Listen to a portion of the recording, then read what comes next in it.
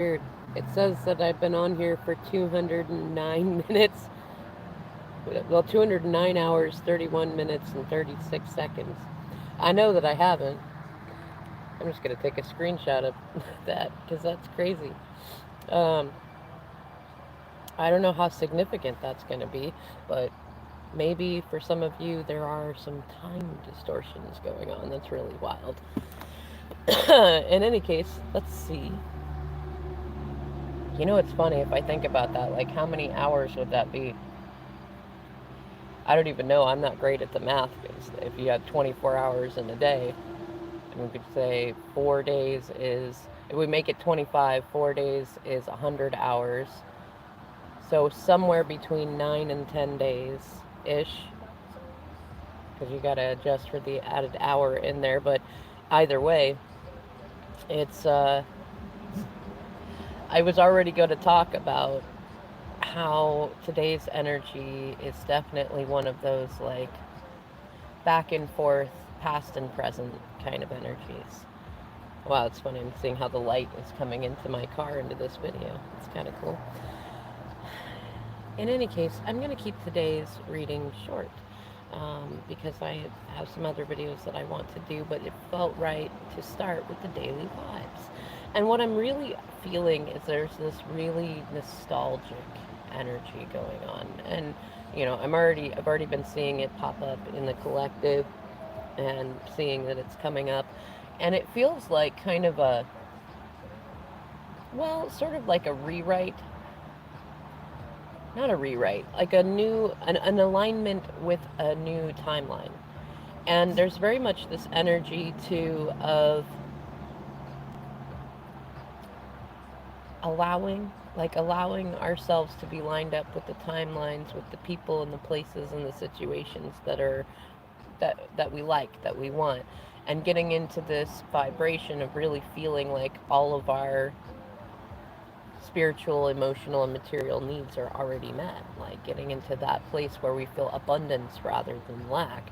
Though there's also an energy of like some in the collective are in this space of like radical vulnerability and radical honesty and like being in a space of facing the squishies, which is what I've decided I'm going to start calling it. Like this, squishy feelings is not mine originally. It kind of came around in my tribe, and it's like when you feel really sad, when you feel really mad, when you feel mostly sad, but like when you feel a lot of emotions, a lot of feels, and you're just like you're in a squishy place. You might cry, you might get reactive, you might have a bit of a temper, and a lot of times we try to run from those feelings. And it feels like there have been those in the collective, maybe for the past 10 days specifically. I don't think it would be just 10 days. I mean, it could be like 10 years, it could be 10 minutes, like whatever it is. Like maybe there's somebody who has been kind of putting on these rose colored glasses in your life, whether it's you or them. I think we all kind of have that to a degree. And that was another energy that I was kind of feeling, is that like we're allowing the towers to fall. We're allowing the pedestals, that's what it is, the pedestals to fall. Like, and a tower kind of is a pedestal if you think about it. Like, you've got the two people jumping off of it, and wow, I just got this vision of like abandoned ship, abandoned ship.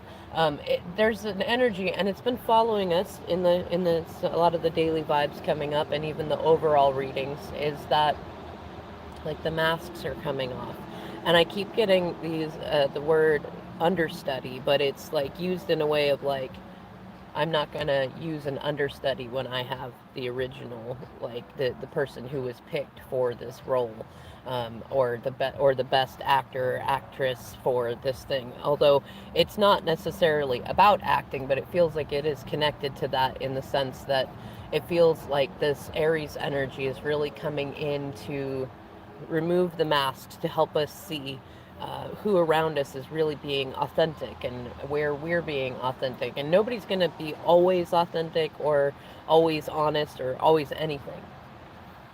And that's the fun part about this human experience, is that we all get to choose, you know, where is it okay to be authentic, where is it okay to be inauthentic, like what's the value in this or that. And it feels like we're really kind of in this energy too of like we probably have a lot of things around us, but we feel like there's something missing in it. Like, I mean, maybe if you're in a situation where you have all the material stuff that you'd like, but you're not in a situation where you're feeling emotionally fulfilled. I think for some people that's because they've surrounded themselves with people that are very emotionally challenging and taxing and constantly needy, and or likewise not giving any sort of reciprocity at all, like that, those draining situations, we're seeing that. And for others it's kind of like, I mean, if you've chosen a path of like more solitude or singlehood or like really working on things, it's like, well, where would you like more in your life? Where would you like, you know like, are you going to go out more? Are you going to do more study on spiritual stuff? Are you going to pursue health challenges? Like, yes, you can just sit there and focus on spirit stuff, but then where's your material life sitting? Are you happy with your material life, and are you happy with your emotional life? And I mean, that could be all sorts of situations. You could have a job where you make a lot of money, but you're not very happy at it. Like you don't have the people there, you don't really get along with them, or they don't get along with you, or they mistreat you, things like that. Or you could have a home situation where, like, say you've got a relationship of convenience, or where it's mostly just about money and things like that, and you don't have the emotional stuff that you want. Or maybe you finally got to a point where everybody is leaving you alone, you could do it your way, but then you don't have anybody who's really participating in your life with you. Or maybe you've got a great relationship with someone, but you don't have a great relationship with your kids with someone else. Or, you know, like, okay, maybe you have a relationship, but do you have friendships? Are you have friendships? Do you want a relationship? We're kind of like examining these things, and that's often what happens after a tower is like, what parts do I want to keep? Wow, a robin just flew in at the car, and that's very much an energy of like spring cleaning out the closet, and honesty, and getting kind of to a place where you're more joyful. Although keep in mind though, the robin is a predator. It typically goes after worms. It's a meat eater, and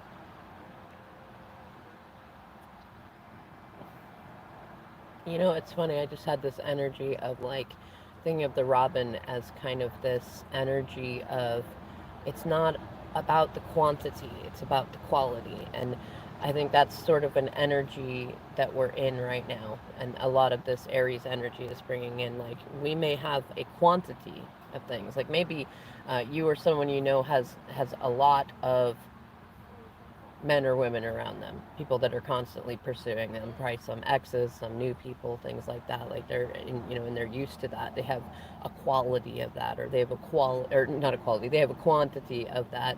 And what they're realizing that they're lacking is the quality in those relationships. Like, yes, they have a lot of people around them, so they constantly have somebody to talk to, or to work with, or to play with, or to do drama things with, but how does that quality feel? Like, are you able to have intellectual conversations with them to a degree that neither overwhelms you nor bores you?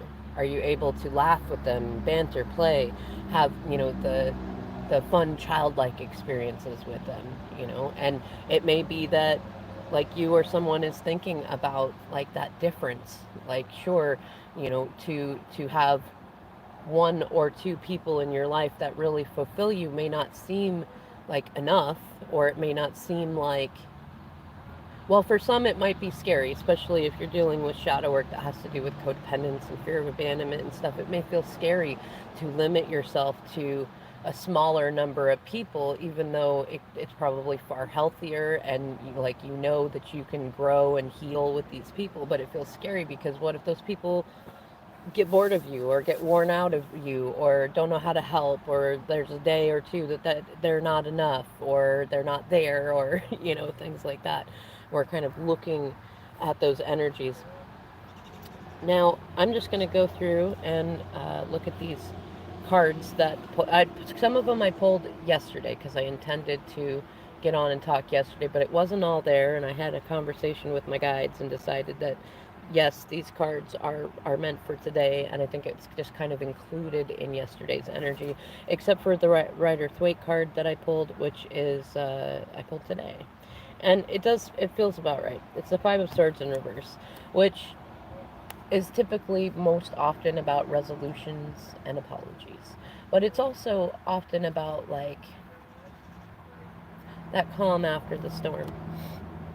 And being a five and being the card that it is and upright, it's a bit of a mini tower in its own way, and it feels like that energy of like you see the truth, you see who around you has taken swords from you unfairly and inappropriately, and you see who you have taken swords from unfairly and inappropriately.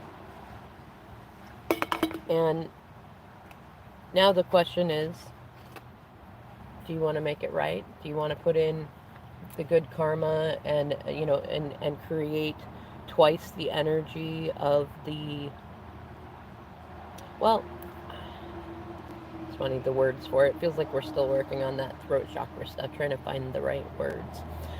It feels like one of those, there are some situations that you can't necessarily fully apologize for. And there's even some situations that you can't really even fully talk about or confess, but you can still put in twice the positive energy into those relationships and those situations. You can still create good karma where you created crap karma. And the main thing is to stop with whatever is, that thievery, that deception, that fighty energy, is to like put down those swords. Stop participating in them, stop creating them, stop getting into the drama, and once you do, it can take, sometimes you got to go with little steps first, little step by little step, and you might have little burps along the way of like a repeat of a past behavior that you wanted to be done with or you thought you were done with. And as those, it's kind of like, think about like if you were making root beer, like you have to burp it, you have to let the gases out here and there, otherwise the barrel goes boom, right? So kind of recognizing that like you have to put more attention, that's an so it's putting more attentiveness into each situation, so that you get what you want is the end result. Like if you want root beer, you got to make sure you attend to it. You mix the ingredients correctly. You choose a proper barrel. You burp it along the way. You let it ferment for a certain amount of time to really get that really good root beer that you want. And most life situations are like that. I think this really shows that the situations that we've had in our lives where it's become very feisty and fighty, and a lot of that Aries fight me energy is like, oh, okay, I did not put in enough attention into that situation, and I allowed it to become what it was because I procrastinated it, or I didn't reciprocate enough into it, or I wasn't doing enough on the other side, and like kind of seeing that, oh, okay, like I could do this and I could do that. I could help this person in the mornings. I could send a message sooner. I could make sure to check myself more often. Am I helping? Am I being a good teammate? Am I taking too much here, giving too much there? Like kind of a rebalancing energy. Now I'm going to read the Divine Circus card next. It's so trippy to see that timer. It's still sitting at, this is 209 hours, which is 11. Like maybe, we are dealing with a lot of like karmic resets and things like that right now. Anyways, the card that I pulled yesterday is card 35, the Circus of Love. And I like this card, but I don't recall all of the words in it, because I've only seen it once. And I think that it will just be much better by Alana Fairchild's description. So, Circus of Love. Love in all its forms is the ultimate prize in the game of life. But you've got to be in it to win it. Forget excuses and open your heart to love, to life, to luck, to laughter, for the circus of love is rolling into your soul town, and it's time for you to be swept off your feet. Love has so many ways to touch your soul and heal your heart. Love is the power that moves us beyond individual concerns or doubts sweeping us up into a divine field of energy that feels amazing. Love wants to flow through you, to create through you, to express itself through you. You are a love child of the divine, and love is at the core of your being. Sometimes you feel very close to this love, swimming in it, or like it is a fountain gurgling up from inside. At other times, you'll feel as though you cannot quite remember what it is to feel loving and to be loving. Then it is time to stop looking for love in all the wrong places and turn within to find it. From the kindness, sweetness, affection, and warmth within your own heart, you will find great reserves of energy, creative confidence, and bold trust to open your heart to love, to life, to your own unfolding life journey. So do not turn away from where your heart wants and needs to go. Let your mind relax. It doesn't need to understand everything or be in control of the process of falling in love with life, with a person, with yourself, with your purpose. In fact, if you are to truly fall in love, then your mind will not feel in control at all. The heart has its own wisdom and special type of feeling intelligence. It knows how to be swept away. It understands the difference between unhealthy obsession, which prevents you from resolving the underlying issue of pain, and healthy, passionate, fierce devotion to that which sets your own soul on fire. Love has its own wild ways, and they are brilliant and instinctive in a way that the mind cannot always grasp. That's part of embracing the absurd. So trust what your heart loves, what moves your heart, what makes it beat faster and love more. Then you will find that all sorts of strange wonderfulness, creative chaos, and bold color emerge from within and dances around you. Your life may begin to feel like a circus, but what could be better than a circus? What could be a better circus than a circus of love? If you've been struggling in matters of the heart, the circus of love indicates that a heart healing is happening, and your experience of love is about to become more vibrant, exciting, and playful, and perhaps even somewhat unconventional or unusual. It also indicates that a love affair with a person, place, or thing is about to begin or deepen. It's time to let yourself be swept off your feet and to lose your head to love. Affirmation: I love to love, and the universe loves me unconditionally. Reminds me of that song from Moulin Rouge. All you need is love, right? And the elephant medley. So there's that energy with the divine circus, and it definitely, like, whatever it is that you're feeling called to do, if it feels like, don't worry about whether or not the group thinks that it is appropriate or fitting, or that there are any indicators in the 3D. Go with what your heart is feeling. Follow your heart, because even if it's a detour, even if it's a karmic relationship, even if it's something that wasn't exactly what you wanted, it will help you clarify what you do want and who you are, and it'll help you learn to amaze yourself a little bit. Now, the two cards that I got of the Energy Oracle, one was the Thinking Woman, and when it came out, it was actually reversed, so I'm going to read both parts of that, but it felt like it was more an upright energy, at least for now.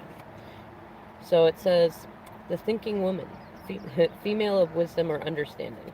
This card shows a woman holding a book, standing before a staircase, ready to lead you to higher understanding. This woman could be a friend who helps you express and understand your feelings, or she could be a teacher brought to your life at this time to take you in a new direction. This could also be a new love interest with a woman who is thoughtful, conscious, and aware, or, like the Thinking Man, the card could represent a side of yourself that's ready to blossom and bring clarity and assistance to the world. If so, find your voice and let your wisdom shine. It's funny, there's that clarity keyword again. It's definitely been coming up a fair amount with the current energies. In reverse, so like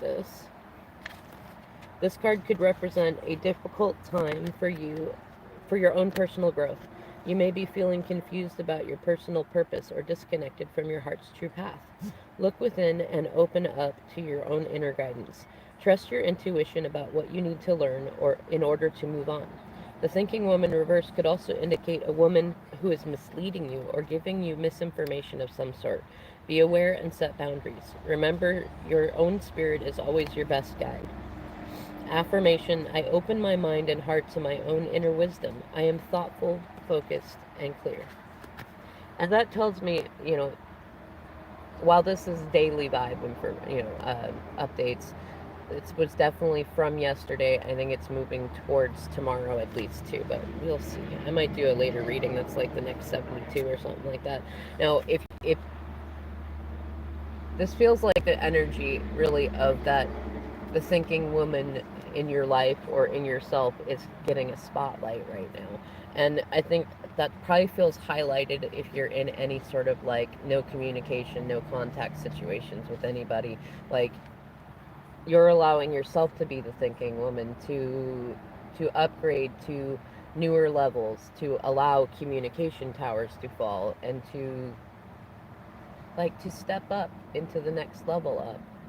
And it feels like if that's you, then others are noticing that. And on top of that, the reverse part does feel relevant too, that there are, I think that's part of the masks that are coming off, is that there are plenty of people, and they're in feminine energy whether or not they're women, but I think the highlight is on women who have been using information to be misleading. And I think that part of this energy too is seeing the clarity between like somebody who may be using information to try to help us, to try to kind of be our dance partner energetically, and like they're good with that. They're smart about it. They understand the way that the cycles work and things like that, versus somebody who may be either posing as that person. I think the understudy energy comes in there, and or who may be attempting to use similar information or similar emotional strings to try to deceive us or hold on to us or keep us trapped in toxic situations. And I think that duality is really starting to be a strong energy. Although we'll see what some of the, what the vibes say over the next few days. Maybe that'll be continued, maybe it won't. Now, the next card that came out, it was reversed also, but it felt good to keep it reversed. Card number 34, door to personal happiness, personal healing and happiness. Now I'm going to read the reverse side first, and then I'm going to read the upright side, because it does feel like we're coming into the upright of this. Now, this card is about new beginnings and your personal life. In reverse, you may be feeling stuck where your personal intentions are concerned. Self-mastery and discipline may be hard to achieve right now, or specific plans for personal change may be being blocked. Remember that your intentions need to be clear and unconflicted. Whatever you're working on, you need to know that you are capable of achieving it and that you deserve it. Put your heart into the plans and changes you desire, and realize that you are worth your own time and effort. The new beginning you seek will come with your own focus and patient determination. And I think I'm going to do some videos in a little bit too that I've been meaning to do for a while about intention work and about our thoughts, the way we speak to ourselves, the way we speak to others, because it feels like that's definitely becoming a key word. Intention. What's your intention? What's the outcome you desire specifically, and what's next after that? And we're in a time right now too where it's really good to set our intentions for the rest of the astrological year. So if you haven't done that yet, it's good to like ponder that, think about what you want it to be. And now in upright it says, this card is a harbinger of positive change. The beautiful light-filled door opens onto a lush, rainbow-lit spring field with vibrant lotus flowers. Whether you're working on some inner healing, such as breaking an addiction, or looking to make some external changes, such as finding a new place to live, this card signals that your life is opening up and new opportunities are about to appear. The changes you've been working on are ready to blossom with wonderful results, so make sure you see your personal intentions through with continued action and optimistic expectation. Oh, that's why. Okay. Affirmation. I am strong, focused, and self-directed. I have the power to create wonderful new realities in my life. You know what? That's fun too. That's something that I'm going to do videos on at some point. I'm not sure that I have the vocabulary to do it just yet, but about, creating new timelines, creating new realities, and lining up with the ones that are already there. Because that's really fun, especially when you realize that you've already done it. Alright, everybody, I'm going to go ahead and leave this daily vibe video here. I don't even know how long it's been because of the weirdness with the clock, so maybe watch out for some weird clock stuff, some weird time warpy, Pulp Fiction-y sort of things going on. I'll catch y'all in the next video.